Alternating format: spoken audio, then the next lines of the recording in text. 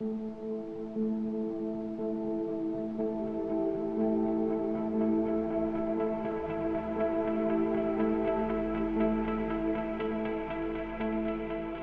name is Ali and I'm a dance coach, choreographer and creative. I own my own ballroom and academy up in Blackpool, and it's all I ever really wanted to do.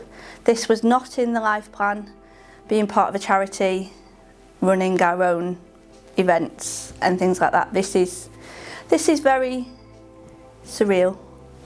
So my name is Andrew Nichols-Clark and I live in Leeds and I work for NHS England in the National Health and Justice Children Programme team. I'm Tina, I'm 25. I've had a hard life. Lies. I'm Tina, I'm retired. I'm a retired deputy head teacher. I've been retired quite a while because I was poorly. And now I'm a trustee and founder of Tia's Crown and a very doting nana. My name's Kath and I'm a retired teacher. I've been retired now for 9 years and I spend quite a lot of my retirement looking after grandchildren. No, I love them to pieces. They're my life now. My family's really, really important to me. Through something that happened in my life, I was quite poorly, so I had a breakdown. And part of my recovery was my partner took me dancing. So I started ballroom dancing to learn to waltz, and that was my aim, just to waltz round a lovely ballroom. Yeah, when lockdown happened, it was quite sad. I mean, I've said my family are important. My grandson was quite young and he couldn't understand why we couldn't see him. And we actually had to stop going to see him because looking at him through the window, he used to get too upset because he couldn't give us a hug. And so it was quite a sad and lonely time. So the first week of lockdown was just genuine panic because I had a business to run and I didn't know how that was going to work.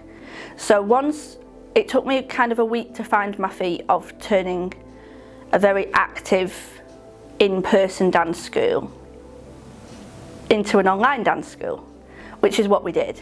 I kept in touch with the ballroom because the ballroom is a big part of my life, and I followed Ali with all her lives, and I was doing all the dances that she was doing and trying to keep myself active. This has actually gone out in our press release for Strictly NHS. You know, she was sat with a bacon butty. It wasn't a fib. That was my morning. I was sat in my PJs on my couch watching the news because that was all that seemed to be on, with a bacon sandwich and watching this footage of a nurse that wasn't going home to her kids. And it was like my moral compass went, oh, we need to do something. We need to do something. And what is that something that we can do? Well, why don't we put on a show? Well, why don't we put on Strictly? Well, why don't we do it to raise money? Well, that seems like a really good idea. So that's what we'll do. And then Alison Slinger said, I've had an idea. And within probably another 5 minutes, I'd text a load of people. I'd put a Facebook Messenger group together and gone, I've had this idea. What do you think? Do I fancy being part of this team? And she'd had this little idea and we were going to put on a dance competition, something to give back to the NHS. And that is how it all started. And everybody, being probably as nutty as me, went, oh, that's a really good idea. Yeah, let's do that. But then I think they thought it would just be within the school. Ali and I were chatting and she was saying, do you want to be involved? And I thought, oh yeah, this little thing that's going to be this little show. It wasn't meant to be an inter-school thing. It was meant to be bigger than that. Didn't expect it to be UK-wide. And it just happened. So I sort of rolled along with it. So from going to have a dance lesson to learn to waltz to help my recovery, I ended up being involved in this fantastic show. I replied very naively saying, oh yes, what a lovely idea. Yes, I'm on board. I'm happy to help you. never realising just how big it was going to become and what a big part of my life it was going to become. So it was purely by one of those Facebook feeds. I didn't realise it had come from Ali at the time. I just saw this advert and it was for Strictly NHS. And I thought, oh, what an interesting thing to do and what a nice thing to do. I was obviously working for the NHS, still do, and right in the middle of COVID, been busiest we've ever been, really strange time, really maintaining the safety of the young people in the secure estate during the pandemic. So it was quite a hard time, and it was just nice to see it just popped up on my Facebook, and I thought nothing of it after that. And then I think it was a few months later it popped up again, and I thought, well, I'll just get in touch and just see if there's anything I can do. It was really interesting because Ali emailed me straight back. And no one ever does this in my line of work. No one ever emails you straight back and goes, I've got your email, I can't answer it right now, but I don't ever want you to think that I'm not answering your email. And then we had a phone call and she said, I just need a man on the inside. So I got fully involved and embedded and became one of the trustees on Strictly NHS. So yeah, that's how I got involved. I got involved in something that I thought was really, really small and ended up really, really massive. It was a very roller coaster kind of few months as well, because we just expected to be able to get on with it, and then we had a lockdown in November, and then just as we're coming back after a Christmas break, ready to really go, because we'd announced our finalists, we'd done the selection process, we'd got our pros together, we'd partnered them up, the show was ready to roll almost, and then they locked us down again. And it was like, oh, and we were like, all right, okay, that probably knocks the show out then. We're going to have to postpone. So new date was set, which was the 4th of June. And that was great. It worked, we had a date to work to, but suddenly for 6 weeks worth of training we were giving our contestants was looking more like 6 months. But we didn't want to lose momentum either. So we started setting them challenges online, and they did a little bit of online training and things. And then once we could get in the studio, that posed its own problems because we were under COVID restrictions. And they had to stay 2 meters apart because they weren't the same household, they had to wear masks, they weren't allowed to touch one another. You know, we had special permission to travel. I have never in a million years thought that I would be sitting in a meeting with the World Health Organization discussing what should have been a little show that wasn't a little show at this point either, because it was the first event that was going on in our local area, in the Northwest. It was the first event that was allowed to go ahead.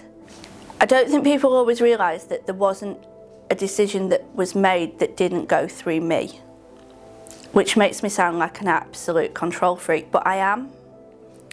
But that's why it works. I was involved in sponsorship, and I think I've got that role because we'd got 2 possible sponsors and I was the person who emailed them.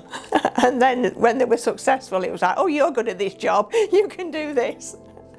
So I became in charge of sponsorship, and one of the big things I did was a raffle. But we did make about £2,000 on the raffle, so that was really worth it. I was the one who liaised with the costume team at DSI who provide the costumes for Strictly. I was lucky enough to be there a few days before, so I was there right from the beginning with the team that we'd brought into in the production.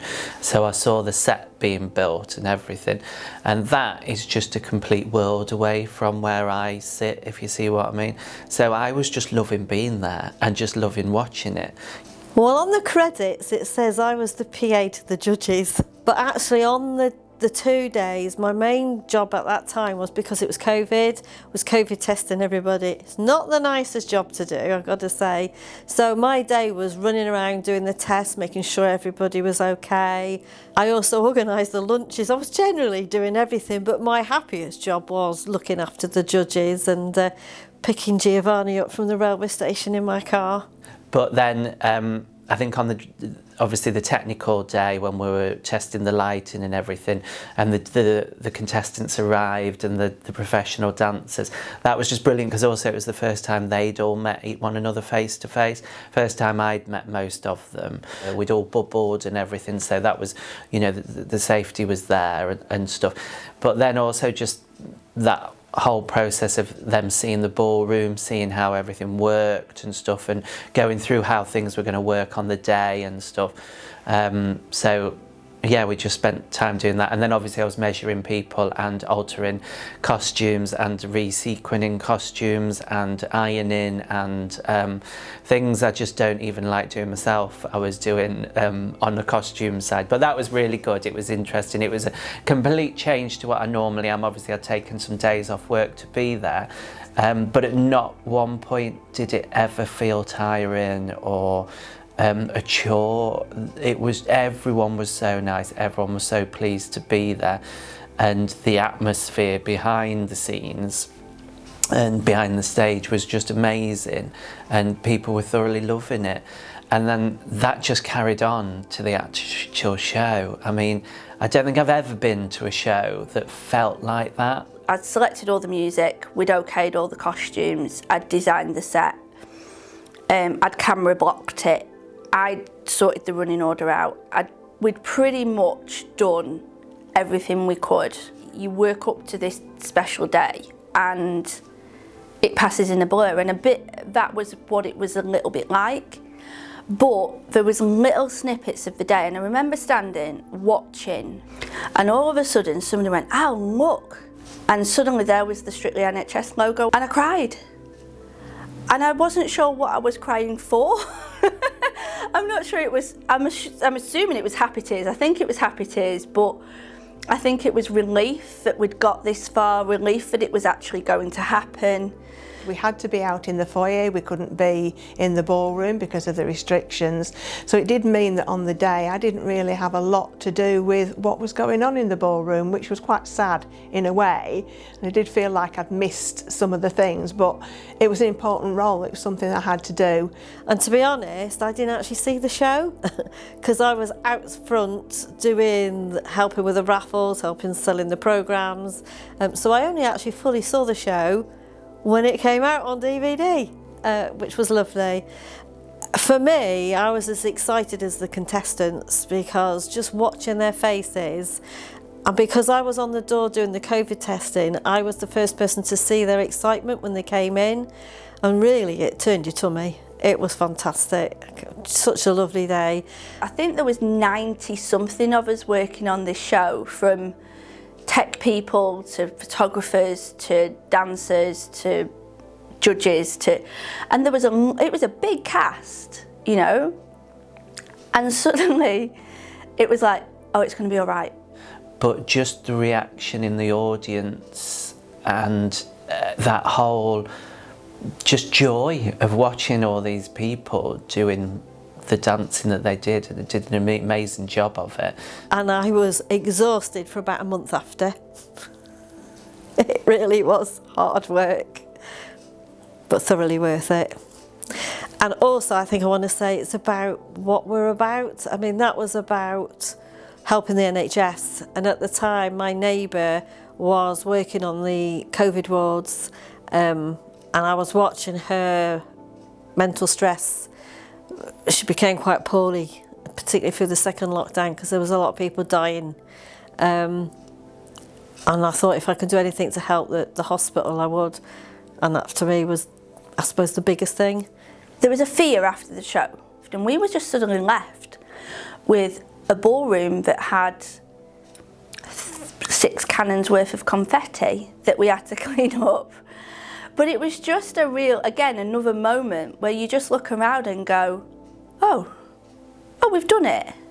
And then, like I said before, somebody says to me, oh, do you want to sign a contract to do it again? And it was like, no, I don't at all. And we went back to the hotel and we were all sat having a drink.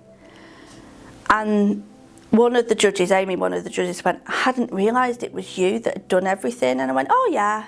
But it wouldn't have happened if Andrew hadn't stepped up with the costumes, if Tina and Kath hadn't been there just keeping us all in line, if KRS hadn't took a punt on a show that had never been done before, if the Winter Gardens hadn't stepped up as a venue, and everybody just came together. I think I will be indebted for favours for the rest of my life. You know, Barry, who's a member of our team, he's always said it's something he's going to be talking about in his old people's home. Do you remember when we did this? And I think it will. Whatever we do with Dance Floor Heroes moving forward, whatever we accomplish with the charity, I don't think we should ever forget where we started. And we should be proud of it. But it took me like 2 weeks to process it, of what we'd actually done, because we were just scrambling to make sure it worked. And then it did. And then what do we do? And then we got the feedback. Which is again a bit why I'm a bit like, well, I've signed up for it now and we'll do it again, because it was just, I can't wait. It's going to be brilliant. It's going to be absolutely brilliant. If we've done that in those constraints when we did it, just think what this time round's going to be like. That was the legacy that this show was leaving.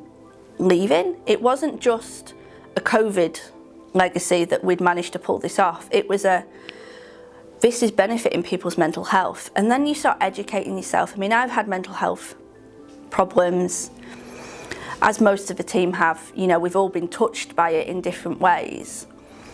And I always knew what dance had done for me.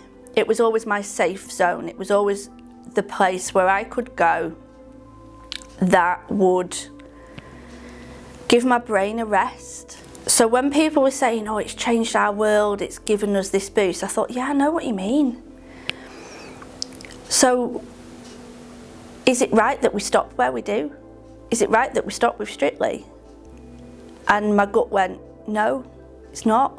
It sort of just crescendoed, because it went from, oh, we're doing this, and then saying, oh, how much difference are we making to people's lives? It was just amazing. And feedback from other people that were saying, oh, I wish I could do it, but I'm not a nurse, I'm not this. The few of us had a discussion about, did we want to do this again? Is this going to be an annual thing? How do we do this again? Because obviously it was strictly NHS, and we were raising money for Blue Skies charity, and so we knew that's where the funds were going. We also then decided to start doing the paperwork and getting ourselves ready to be a charity in our own right. And that wasn't easy, and I wasn't fully the person that did it. I helped. And we got registered as the charity for Tia's Crown, and we always knew that we wanted to expand on Strictly NHS through what we'd learnt. So we wanted to open up that show and that event to more than just NHS staff, to everyone. So we renamed Strictly NHS Dance Floor Heroes in honour of our final 12, who did literally become dance floor heroes. They were heroes in their own right. Go big or go home, apparently, is our motto. And so we've started the charity, we've started Dance Floor Heroes. So my role has kind of evolved, and because the event happens in Blackpool, and that's where I live, I become event coordinator. Quite happy with what I do now, so yeah. And we all help each other do every job anyway, so I'm also part of the finance team. Simon's in charge of finance, but I'm the one that pays all the bills and things like that. So yeah, with his approval, of course. So now I'm secretary. I chair the meetings, of which there are quite a lot at the moment. Actually, it's quite taken over my life, but that's not a bad thing. So at the moment, I research things, I look at licenses, and then I have my other half, Kath Middleton, whom we're a double act, so I'm the Tweedledum to her Tweedledee, and we spend a lot of time together just planning and looking at things. It's just dramatically changed my life. For the better. So I'm the managing director for Tia's Crown. So for me, my role is to oversee the charity, make sure that we're running the way we need to run, make sure all our processes are in place, and have the final say on a lot of things, really. If I'm ever to go back to do something again, like I've already said, there's got to be a way of making it better. And what we missed out on with the COVID restrictions was meeting people prior to selecting them. The heats, basically spreading the word of a charity, making Dance for Heroes better, but also a way of us meeting these people that had applied. We wanted to give people the opportunity, so we are only going to have 12 finalists, and we've had hundreds of applicants, and we didn't want to just go no and that's it sort of thing. So those that got through, we wanted to give them an experience. Before we even started the heats, Kath and I were the ones that were booking the premises, and gosh, show business life must be so tricky, I'm telling you, because booking a premises, I think I was a bit more anxious going because it was a responsibility. So you're turning up at a venue and thinking, please let it be all right, please let it be all right. This seemed like a good idea, that we would travel, I think it was over 1,400 miles in, 5 months. I remember going to Blackpool and feeling really, really nervous. It was, what have we done? Is this going to go all right? Are people going to get from it what we want them to get for it? The first heat at Blackpool, seeing the faces of all them in the queue when they were coming in, it was like my heart was like, and I was not very well actually, but my heart was like pounding. It was so, so exciting. And at the end, just being absolutely elated. It was the most wonderful feeling because people went home and they had smiles on their faces. They were so, they're so happy. They'd had such a good time, and it was like, we did that. So the last 5 months have been a bit of a roller coaster as well. I don't think any of us expected people to be that open with us, to have that much trust in us. I have met some lovely people who have kindly shared similar stories to mine, and it was probably nice to know you're not on your own, that everybody's gone through something and we can all actually come out the other end. And that's what the charity's about for me, helping people through it. Even when we've gone in tired, the contestants have just lifted us and we've fed on that. And they've been amazing. They've been absolutely amazing. It's for me, being the managing director of the charity, I've always got the charity in mind about what we're doing and why we're doing it. And it's the feedback that I like seeing, and it reminds me that we're doing the right thing. To see the contestants giving each other phone numbers and email addresses, to keep in touch, people they'd not met before, people that may have lived miles apart. We've had a lot of fun, we've danced with them, we've taught them, we've given them advice on their dancing, we've danced like idiots, we've party danced with them.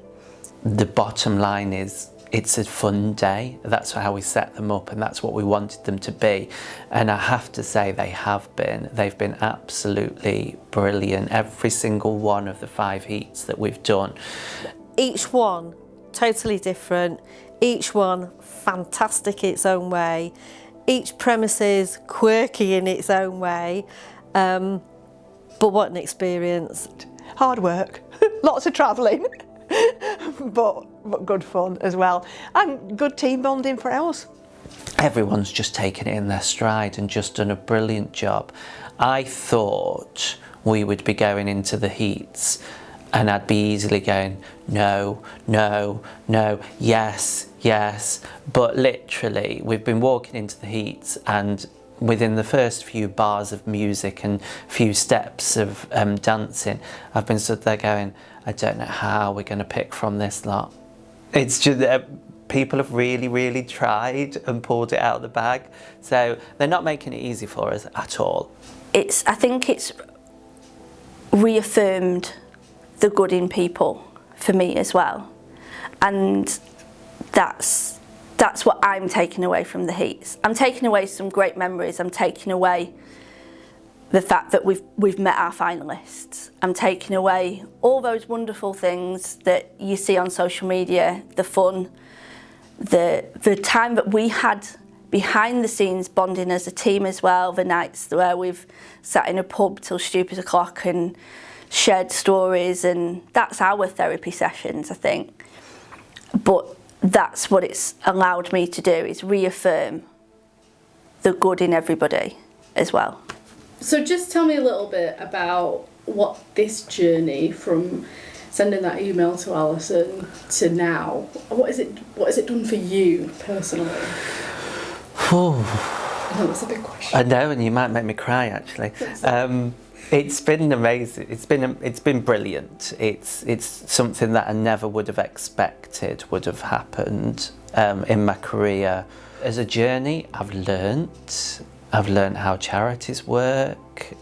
Interesting because we work with charities all the time through the NHS, and I have a lot more consideration and respect for the organisations that I work with as part of my full-time job. That's another thing I've learned on my journey. 2 full-time jobs is hard going, and still trying to dance at the same time is interesting. For me, it's given me a purpose. I say I'm retired, and yes, I've got grandchildren and I love looking after them, but it's given me something else. I haven't got time to be tired. And for me, it's given me something else to do with my life, a purpose. It's given me friends. I mean, Tina and I come as a pair. And I think everybody says that. But I didn't really know Tina that well before this. No, you wouldn't think so. But yeah, it's given me fantastic friends and just something more in my life to do, and something that I feel is really worthwhile, and that hopefully I'm making a difference to some people, one chatter at a time. Very good. I'm sitting here talking to you in front of a camera. There's no way I would have done that 5 years ago. Absolutely no way. I had PTSD, so I didn't talk to anybody, but this has just completely changed my life. So if I could have spoken to the Tina 5 years ago saying it'll be okay, because the Tina in 5 years' time is doing all this fantastic stuff, unbelievable. Exhausting, but life-changing. It's made me really busy. It sounds cheesy, but I've been given a different purpose. You know, from being sat watching telly, oh, this is a really good idea, to being sat now, being interviewed, doing all that. It's made me a better person. I think I'm probably more thoughtful around people. It's taught me about people. It's taught me to be more considerate, more thoughtful, more genuine as well. It's made me braver. It's made me braver to be myself, which I think in turn enables people to be their selves. It's been a wonderful journey. I've met some amazing people. The trustees are people that I consider to be my friends now, and I didn't know them before this, and that's been lovely because we've all grown as a team, the trustees and everyone behind the scenes, including you. You know, we've just expanded and we work so well together. This just feels like the icing on the cake, which is odd when it's so much work, but it's been a wonderful, wonderful thing to do, and I wouldn't change it for the world now. This is where I am. I'm embedded. Tia's Crown and Dance Floor Heroes is running through me just like the NHS does, and I wouldn't have it any other way. It's taught me that I'm a lot stronger than I thought I was, and that if you've got a good team around you, you're probably more wealthy than the biggest millionaire in the world. What do you hope for the event in February? I hope it to be bigger and better, that I actually get to see some of it. I want it to be just as good, if not better, than Strictly NHS. But oh my God, this is going to be good. Well, I can't wait. I am seriously too excited. I hope it's all right. I just hope we pull it off. I hope we pull it off. I hope we raise some money for Tia's Crown, and then Tia's Crown changes the world.